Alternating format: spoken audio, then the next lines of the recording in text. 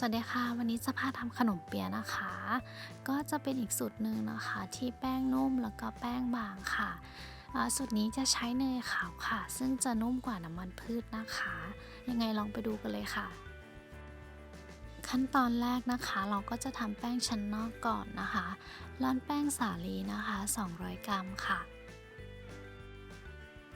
ตามด้วยน้ำมันพืช50กรัมค่ะและน้ำเปล่า70กรัม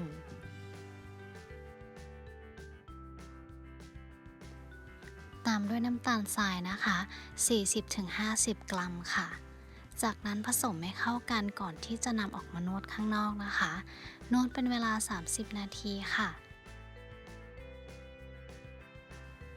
หรือถ้าทำในอัตราส่วนที่น้อยกว่านี้นะคะ ก็จะนวดอยู่ที่ 20 นาทีค่ะ หรือจนกว่าแป้งเขาจะเนียนดีนะคะ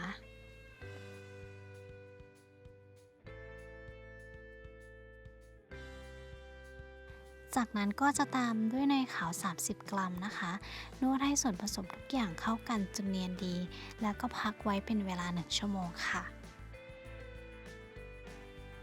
ถ้าอยากให้ขนมมีสีต่างๆนะคะ อันนี้ก็จะเป็นอีกวิธีหนึ่งเนาะอัตราส่วนก็จะหารครึ่งจากอัตราส่วนที่แจ้งข้างต้นนะคะ ให้ร่อนแป้งอเนกประสงค์พักไว้ก่อน ส่วนผสมทั้งหมดที่เหลือก็คือให้นำลงอ่างผสม คนส่วนผสมทุกอย่างให้เข้ากันโดยเฉพาะน้ำตาลนะคะให้ละลายดี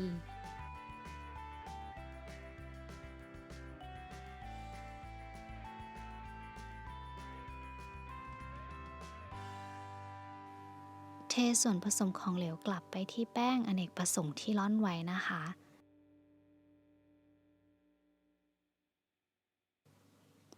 นวดให้เข้ากันนะคะ จากนั้นก็เติมเนยขาว แล้วก็นวดต่อให้เนียนดีนะคะ พักไว้เป็นเวลา1 ชั่วโมงค่ะ จากนั้นเราก็จะไปทำแป้งชั้นในกันต่อเลยนะคะ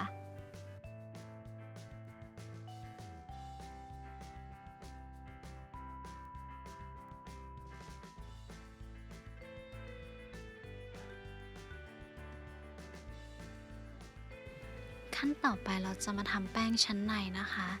ร่อนแป้งสาลีอเนกประสงค์150 กรัมนะคะ และตามด้วยเนยขาว 75 กรัมค่ะ ผสมส่วนผสมให้เข้ากัน แล้วก็นำมาพักไว้เป็นเวลา1 ชั่วโมงค่ะ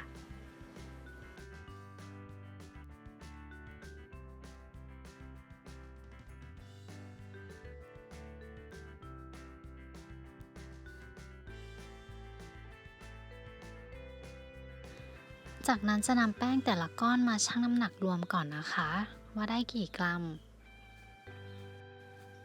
และก็จะแบ่งเป็นก้อนละ50 กรัมเท่าๆกันนะคะ ก็จะได้ประมาณ7 ก้อนค่ะ แต่ถ้าเราแบ่งที่36 กรัมนะคะ เราจะได้อยู่ที่10 ก้อนนะคะสำหรับแป้งชั้นในก็แบ่งเป็น7 ก้อนเท่าๆกันนะคะ อันนี้บีจะใช้อยู่ที่20 กรัมค่ะ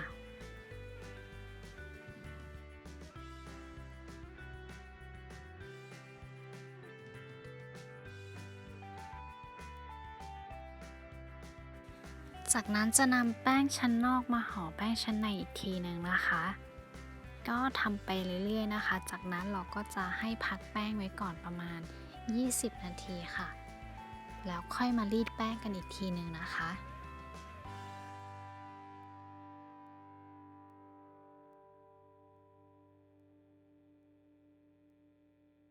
โอเคค่ะถึงเวลาที่จะรีดแป้งแล้ว จากนั้นเราก็นำแป้งออกมานะคะ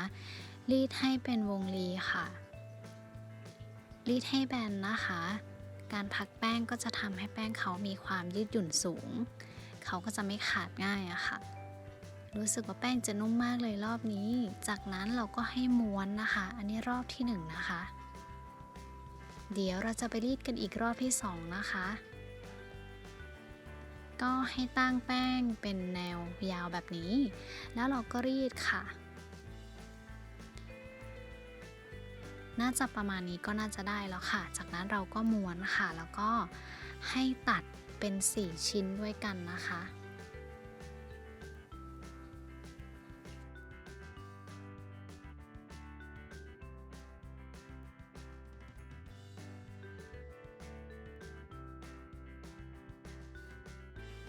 นี่นะคะหลังจากที่เราตัดแป้งออกมาแล้วก็จะเป็นลายก้นหอยแบบนี้นี่ก็คือลายขนมนั่นเองส่วนตัวนี้ไส้ขนมนะคะเราก็จะอบควันเทียนไว้ก่อนที่จะมาห่อเนาะเราไปรีดแป้งส่วนที่จะห่อไส้ขนมกันเลยนะคะค่ะเราก็จะรีดแป้งเป็นแผ่นวงกลมนะคะจะง่ายต่อการห่อขนมค่ะ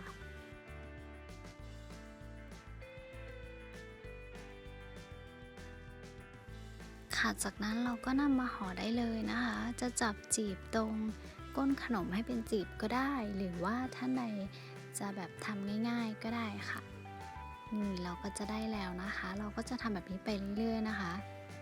จากนั้นก็จะมาพักแป้งกันอีกทีหนึ่งก่อนอบเนาะ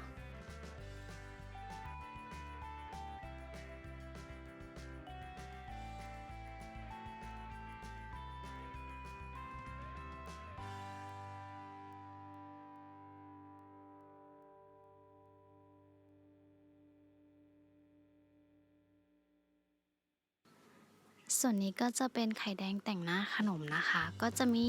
น้ำมันพืชไข่แดงแล้วก็สีเหลืองนะคะแต่ก่อนที่เราจะทาไข่ก็ให้พักขนมไว้ก่อน30นาทีถ้าเราอยากให้ขนมเป็นชั้นนะคะก็ไม่ควรจะทาไข่แดงที่มีขนาดใหญ่เกินไปเพราะว่าไข่แดงจะไปทับชั้นขนมที่เรารีดไว้นะคะจะทำให้ลายเขาไม่เกิดนั่นเองนะคะสีสันค่อนข้างจะแบบพาสเทลมากๆเลยค่ะ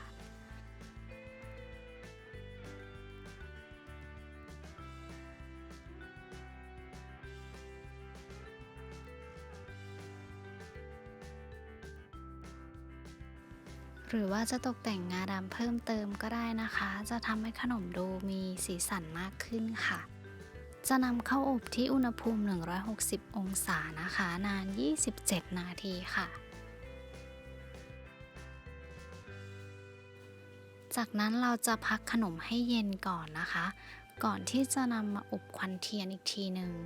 อบด้วยกัน2รอบนะคะ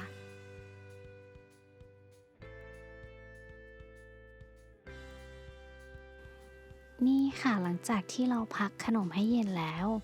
จะเห็นเลยว่าจะเป็นชั้นกุหลาบแบบนี้นะคะวันที่2ขึ้นไปเขาน่าจะบานออกอีกนิดนึงค่ะยิ่งจะสวยมากๆเลยจากนั้นเราก็จะนำไปอบควันเทียนนะคะ2รอบด้วยกันเสร็จแล้วสามารถนำไปฝากผู้ใหญ่ตามเทศกาลต่างๆได้หรือว่าทำขายทำกินเองก็ได้ค่ะหลังจากดูคลิปจบแล้วอย่าลืมกดติดตามและเป็นกำลังใจให้ด้วยนะคะ